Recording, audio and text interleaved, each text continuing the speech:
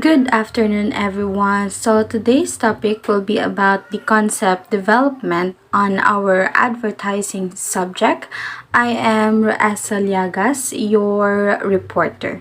This will be the content of our topic for today. The first one is about consumer understanding the root of advertising that works, and under of it will be research techniques. The second topic will be about the parts of concept, and under of it will be about the accepted consumer beliefs, benefits statement, and reason to believe. And the third one will be about concept writing using the promise board. Let's move on. So the first topic will be about consumer understanding, the root of advertising that works. So just like a plant, diba? Just like a plant, without a root, the plant doesn't work. The plant doesn't grow, the plant dies. And in advertising, understanding your consumer is the reason why your advertising succeed, why your advertising grows and spread, and it works. So I was saying, and under this consumer understanding, we will tackle about the research techniques. So this is used in order for the businessman and the owner of a business to understand the consumer. Ito yung ginagamit nila. Ito yung mga techniques, strategies, and methods na ginagamit nila para maintindihan nila yung kanilang customers.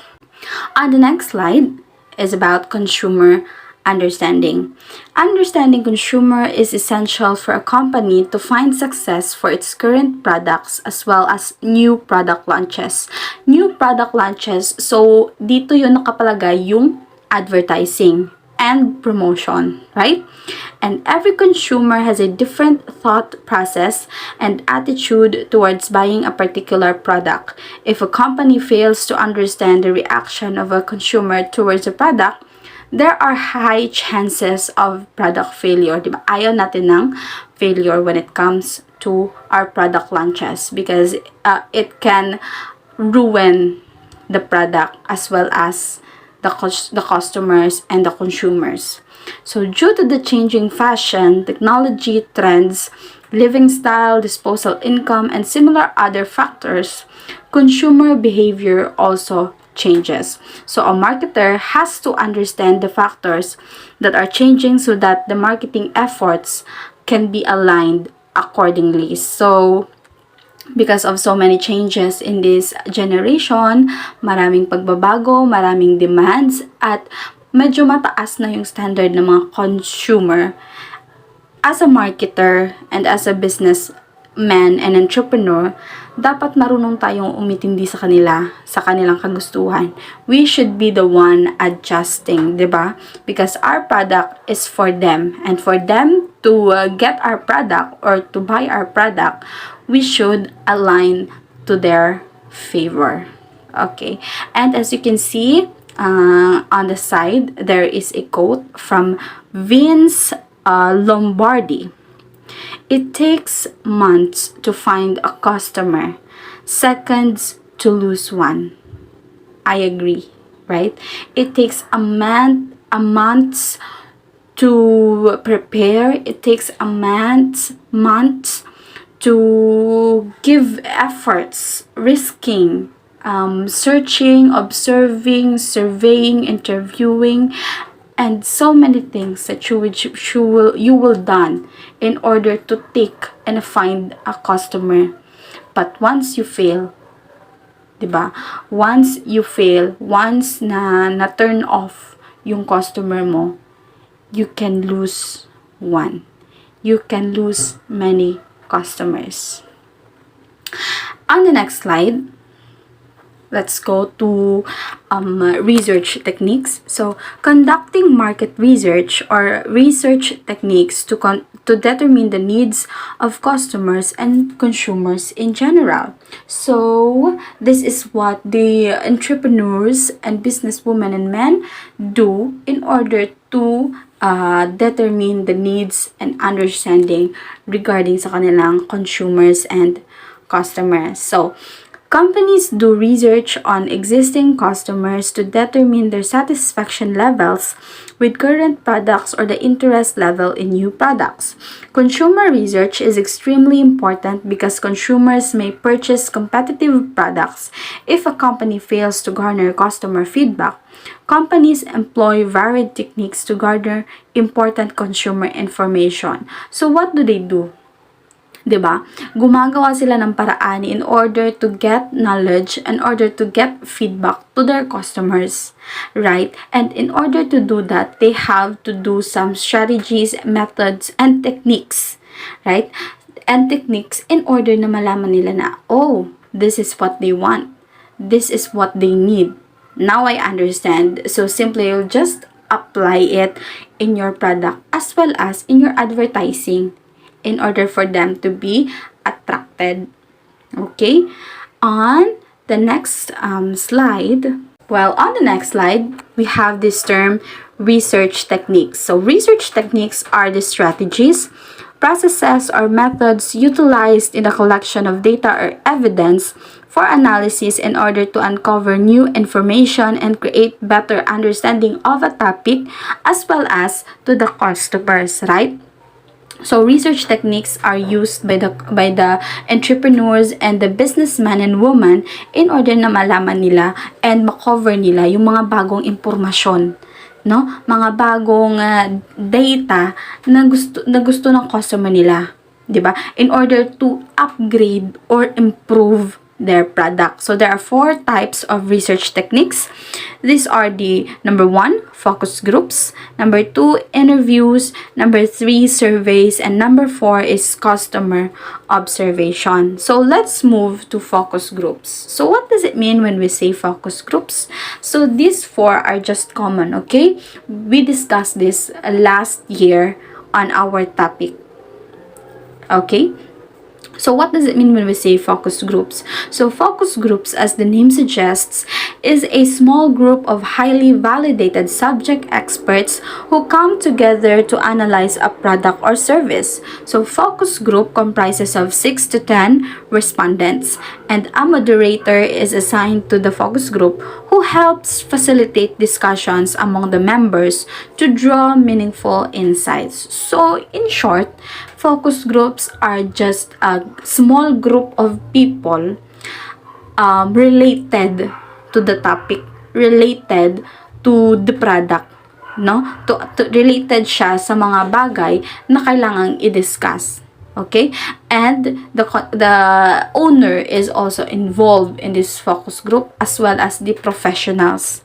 Okay? The professionals needed in order to improve a product or understand the consumer. Okay?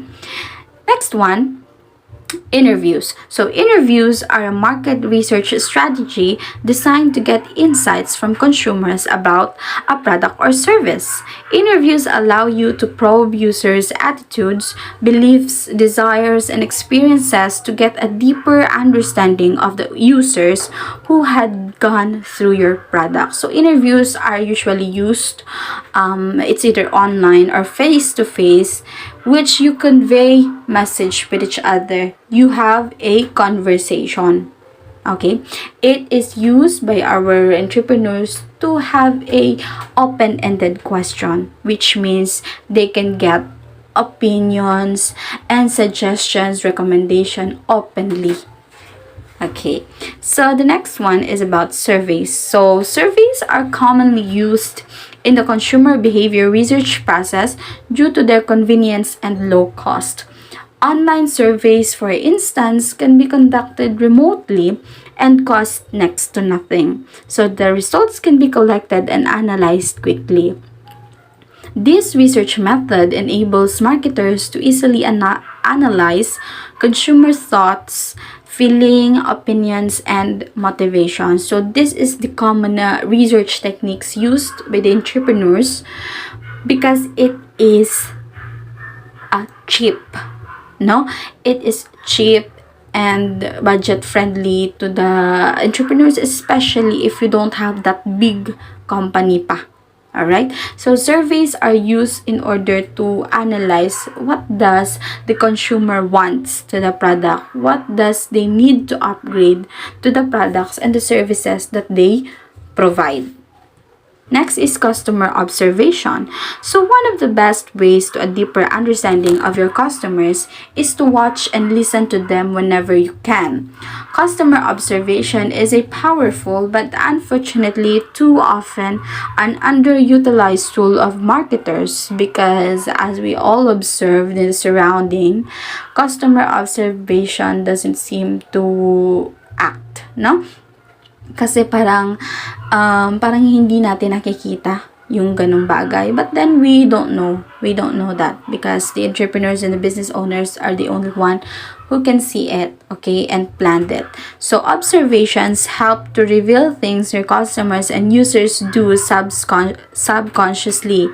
Gaining a deep understanding of the situation you have observed will help you not only to come up with new ideas, but also to evaluate any assumptions you have made about the current situation of your customers and users. So with the help of your observation, with the help of observing customer, you can easily analyze, oh, that's what they want for our product, for our service. Diba? You can see it in their action and reaction. So, pag nalaman mo na ganun yung reaction na sa product mo, you can easily manipulate or change things accordingly. Okay, so the second topic will be about the parts of concept. So, these are accepted consumer beliefs, benefit statement, and reason to believe. So, first, accepted consumer beliefs. So, what is consumer beliefs? So, consumer beliefs or attitude basically comprises of beliefs towards, feelings towards, and behavioral intentions towards some objects. Belief plays a vital role for consumers because it can be either positive or negative towards an object. Well, consumer beliefs are fragile. No, do you agree with me that consumer beliefs are fragile? Of course, it is fragile because it is what they believe in. Pag naging against ka sa kanilang beliefs, surely you will fail to attract them. You will fail to encourage them to buy your product. Advertising agencies should be deeply attuned to religious influence and its role in consumers' value systems. Otherwise, they risk giving offense. Yes. So we should as a entrepreneur, as a businesswoman and man, we should accept the consumer beliefs. Okay. For example, there's this belief and traditions that we already play in this society, which is about the alcoholic drinks, right? It is our belief that you can only purchase the product if and only if you are 18 and above, diba? Because we believe that minors aren't good or aren't fine enough para uminom ng alcoholic drinks. So that is an example. Next one is benefit statement. So what is a benefit statement? So a benefit statement is a clear and concise statement that communicate the benefit of a product, program, or service to the reader. So benefit statement, so this is surely the positive statements na ginagamit ng mga advertisers para maakit yung customers nila. Katulad ng alcohol, right? It can kill 99.9% of germs. Wow! Attractive, right? It can benefit them. It can kill germs. It is skin friendly. Oh, diba? It can easily attract them because it can dye the germs as well as it cannot irritate a skin. So, a benefit statement is something that they said na makaka-benefit dun sa tao na gagamit. Which is also effective, no? Which is also effective na strategy to attract customers.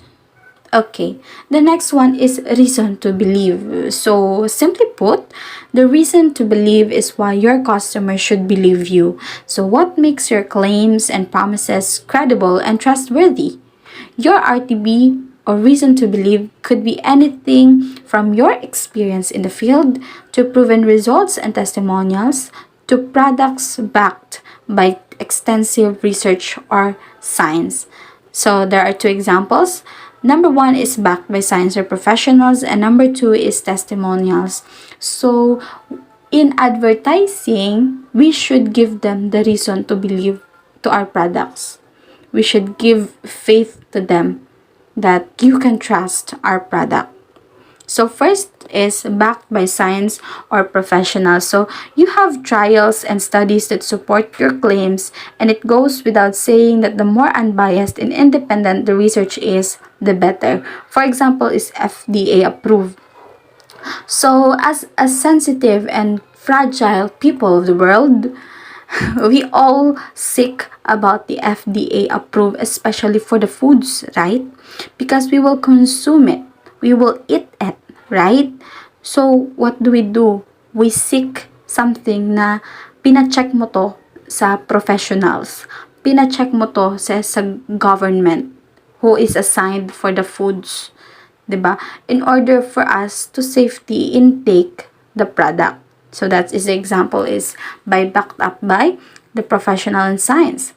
The next one is testimonials. So nothing is more powerful than other people who laid down their hard-earned cash for your product, validating the efficacy of your brand. Yes, testimonials are also effective. I remember a testimonial advertising, which is the Dove. No, if you have watched Dove advertisement, it has so many testimonial advertising, so you can search it down for reference. Okay. Next one is, or the last one, is the concept writing using the promise board. So what does a concept writing means? So concept writing is a key exercise that makes it possible to move from a state of reflection about the different components of a product to the value proposition to be presented to the consumer. So this is a phase where what has been elaborated on the inside is arranged in order to be seen on the outside. So this part is the last part of the planning, which means you write down everything that you have brainstormed, surveyed, interviewed, and everything that you have understood with your consumers, because it will be seen, it will be summarized in order na ganito yung lalabas sa advertisement mo, ganito yung lalabas sa product mo, because you already understand your consumer. Okay? And the last one is a quote from Philip Kotler. The best advertising is done by satisfied customers. Do you agree? Well, for me, I agree, because once the customer is satisfied, once you know that the customer is satisfied, your advertising works. Your advertising is effective. 'Di ba?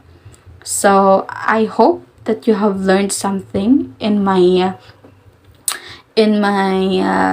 discussion, and thank you for listening.